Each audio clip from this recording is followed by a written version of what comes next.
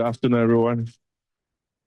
I know I stand between you and lunch, so I have the biggest responsibility right now, and I think we should have reversed it and have FEMO put us all in a relaxing state right now.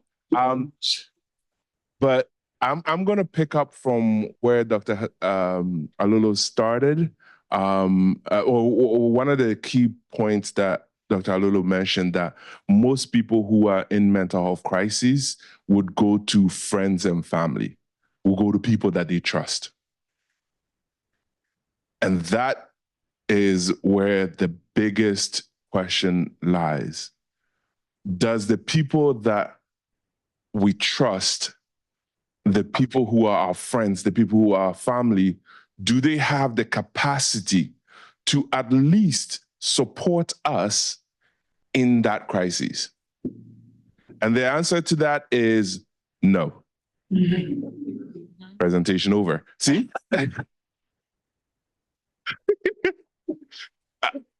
However, even though the majority of the people don't know, this is where working in mental health promotion, that being my passion, has led me to. My aim is, how do we build capacity within the communities so that when someone is in crisis, they will receive some help, or that we even understand what to do when somebody's in crisis, or we know what to do. So one of the worldwide known tools that was developed from Australia is mental health first aid.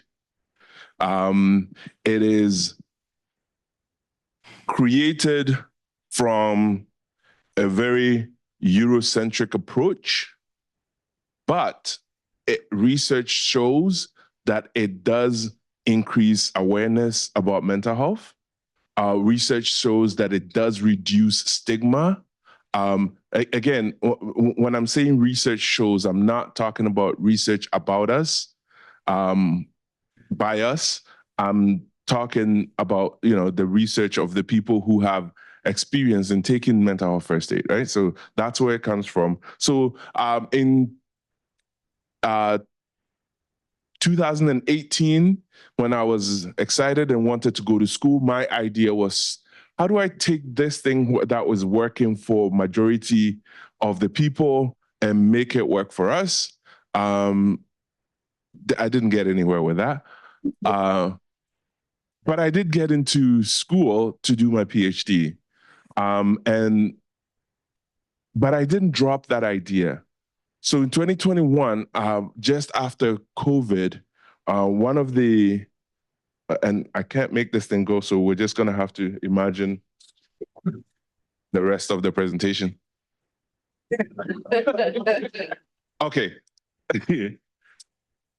One of the challenges was the recognition of the disproportionate impact of COVID-19 among Black, Caribbean, and people of African descent in our communities.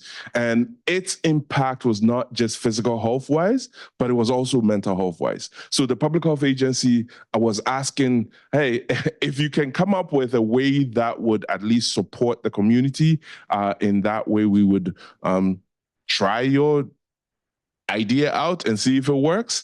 I proposed using mental health first aid for the community. But what I wanted to do was something different. I wanted to adapt mental health first aid.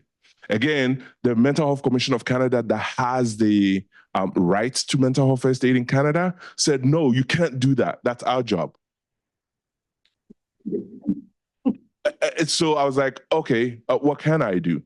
What we decided to do was, we're going to take the mental health first aid tool still, but we're still going to find a way around it. A loophole within the Mental Health Commission of Canada is, if you are a corporation, you can use your own case studies for the program. As long as you don't change the program, when it comes to the case studies, you can use your own case studies. So I proposed to the Public Health Agency of Canada that, can we work with community members who are trained, who are professionals, but who have a passion and love for our community, to come up with case studies that work, They said, yes, we can do that. So the idea was to identify, the main idea was to actually recruit mental health professionals, so social workers, mental health therapists, psychologists, and people who are trained in mental health first aid delivery instructors. We had 18 people, and we worked for about 4 months to try and come up with case studies that are reflective of our experiences with mental health. So with substance use, with anxiety challenges, with depression challenges, with mood-related challenges, and with psychosis. And the professionals did an awesome job in coming up with the case studies. And then we didn't end there. We recruited with organizations that are front-facing. We asked them, hey, can you nominate someone who is qualified? We gave them the qualification of what mental health first aid is, who's qualified to then we would pay for them to be trained, and then we will work with them to use the case studies and then deliver the mental health first aid in our communities. So again, we twisted Public Health Agency's hand and they agreed to it. So we trained 24 members of the community who were nominated by organizations to become mental health first aid facilitators. Here's what's interesting.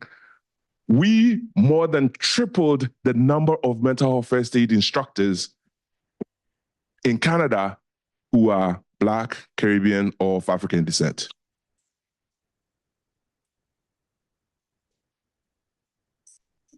And we're not done. So we're like, okay, we need more. We need to do more.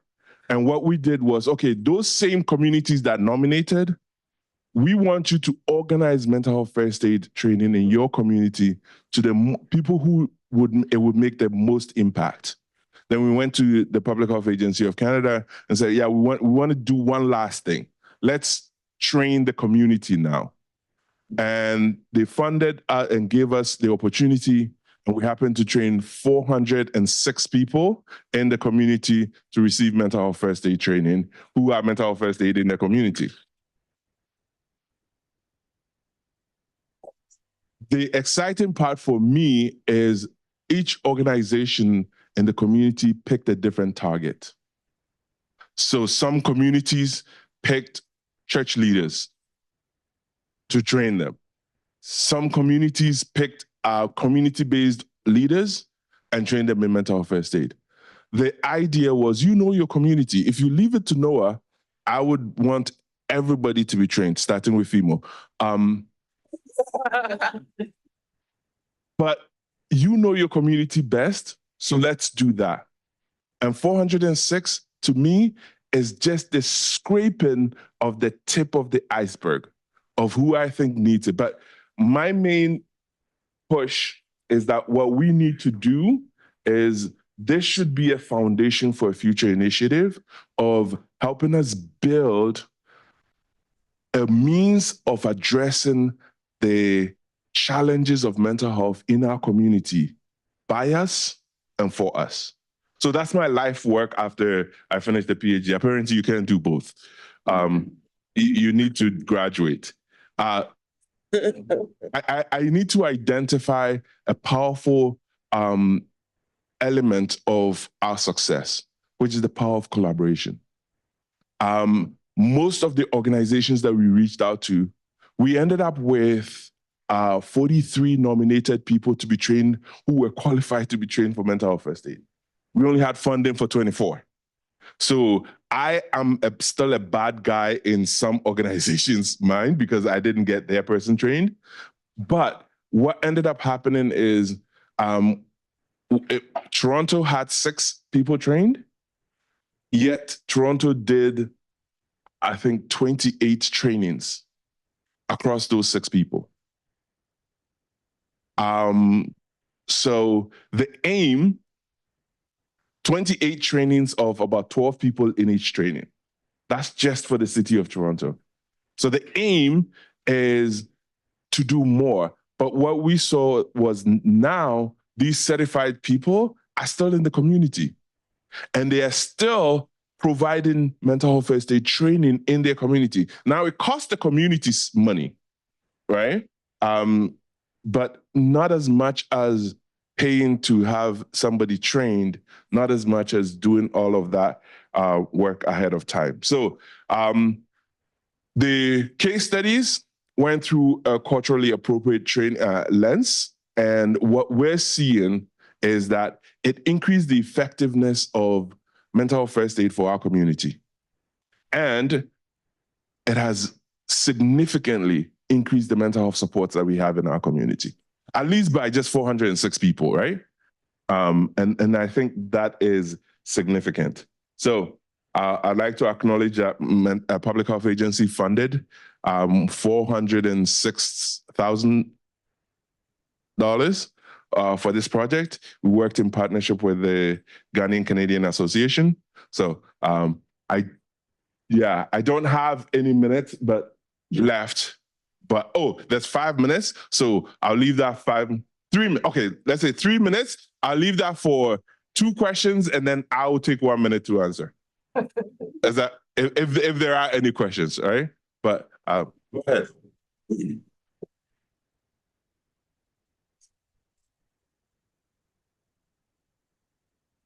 So their Mental Health Commission of Canada has a mental health first aid program for Indigenous folks. They have one specialized for elderly folks. There's some other specific ones. Yes. Why? Can you not have one for Black people? Yes, please. Do you guys want me to say that in the mic? Yes. So without the mic, racism, right? Okay, so but here's the thing: even taking the